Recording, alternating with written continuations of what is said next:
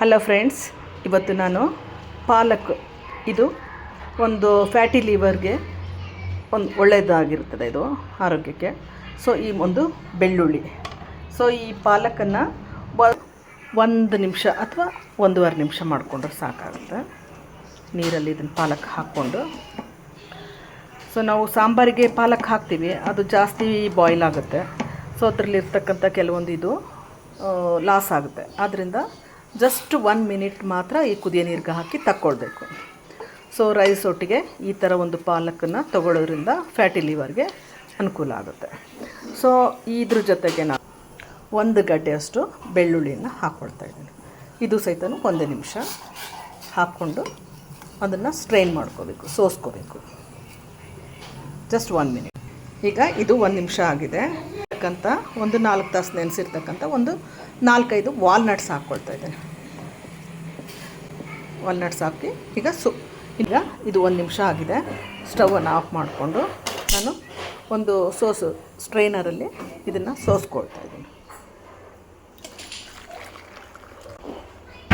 ಬೆಳ್ಳುಳ್ಳಿ, ವಾಲ್ನಟ್ಟು, ಒಂದು ಸ್ವಲ್ಪ ಪಾಲಕ್ಕು.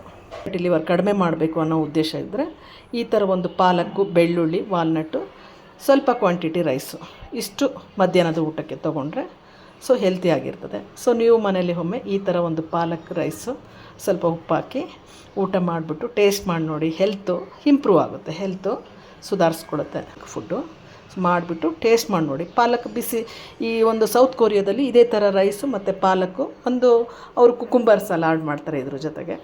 ಸೊ ಹಾಗಾಗಿ ಇದು ತುಂಬ ಟೇಸ್ಟಿಯಾಗಿರುತ್ತೆ. ಇವನ್ ಬಾಣಂತಿಯಲ್ಲಿ ಸಹಿತ ಈ ಥರ ಬೆಳ್ಳುಳ್ಳಿಯನ್ನು ಬಿಸಿ ಅನ್ನದೊಟ್ಟಿಗೆ ಮಾಡಿ ಕೊಡ್ತಾರೆ. ಇದು ಒಂದು ವಾಲ್ನಟ್ಟು, ಇದು ಸಹಿತ ಇವನ್ನಿಷ್ಟು ಹಾಕಿ ಉಪ್ಪು ಹಾಕ್ಬಿಟ್ಟು ಊಟ ಮಾಡಿ ಟೇಸ್ಟ್ ಮಾಡಿ ನೋಡಿ. ಬೇಕು ಅಂದರೆ ಸೈಡಲ್ಲಿ ಸ್ವಲ್ಪ ಒಂದು ಉಪ್ಪಿನಕಾಯಿ ಹಾಕ್ಕೊಳ್ಬೋದು. ಇದು ಒಂದು ಪಾಲಕ್ ರೈಸಿಗೆ ತುಪ್ಪ ಹಾಕ್ಕೊಳ್ಳೋ ಬದಲು ಇದು ಆಲಿವ್ ಆಯಿಲು. ಈ ಆಲಿವ್ ಆಯಿಲನ್ನು 1 ಸ್ಪೂನು ಈ ಥರ ಒಂದು ಇದಕ್ಕೆ ಹಾಕ್ಕೊಳ್ಬೇಕು. ಹಾಕ್ಕೊಂಡು ಆನಂತರ ಇದಕ್ಕೆ ಒಂದು ಸ್ವಲ್ಪ ಮಾತ್ರ ಸಾಸಿವೆ ಪುಡಿಯನ್ನು ಹಾಕ್ಕೊಳ್ಬೇಕು. ಇದು 1 ಚಿಟಿಕೆಯಷ್ಟು ಈ ಥರ ಸಾಸಿವೆ ಪುಡಿ ಹಾಕಬೇಕು. ಈ ಥರದ ಒಂದು ಊಟ ಒಂದು ಹೆಲ್ತಿಕರವಾಗಿರ್ತದೆ, ಆರೋಗ್ಯಕರವಾಗಿರ್ತದೆ. ಅದರೊಟ್ಟಿಗೆ ಬೆಣ್ಣೆ ಇಲ್ಲದೆ ಇರುವಂಥ ಮಜ್ಜಿಗೆ, ಬೆಣ್ಣೆ ತೆಗೆದಿರ್ತಕ್ಕಂಥ ಕಡೆದಿರ್ತಕ್ಕಂಥ ಒಂದು ಮಜ್ಜಿಗೆ 1 ಗ್ಲಾಸು. ಸೊ ಈ ಥರ ಒಂದು ಸ್ವಲ್ಪ ಸಾಸಿವೆ ಪುಡಿಯನ್ನು ಹಾಕ್ಕೊಂಡು ಒಂದು ಆರೆಂಜ್, ಇದು ಮಧ್ಯಾಹ್ನದ ಒಂದು ಊಟಕ್ಕೆ ಫ್ಯಾಟಿ ಲಿವರ್ ಇರ್ತಕ್ಕಂಥವ್ರಿಗೆ ಆರೋಗ್ಯಕರವಾದಂಥ ಒಂದು ಆಹಾರ. ಆಮೇಲೆ ಡಯಟ್ ಫುಡ್ಡು ಸೇವಿಸ್ತಕ್ಕಂಥವ್ರಿಗೂ ಇದು ಒಂದು ತುಂಬ ಹೆಲ್ತಿಯಾಗಿರ್ತಕ್ಕಂಥ ಆಹಾರವಾಗಿರುತ್ತೆ. ಸೊ ನೀವು ಮನೇಲಿ ಒಮ್ಮೆ ಮಾಡಿ ಟೇಸ್ಟ್ ಮಾಡಿ ನೋಡಿ, ಲೈಕ್ ಮಾಡಿ, ಶೇರ್ ಮಾಡಿ. ಬಾಯ್ ಬಾಯ್, ಥ್ಯಾಂಕ್ ಯು.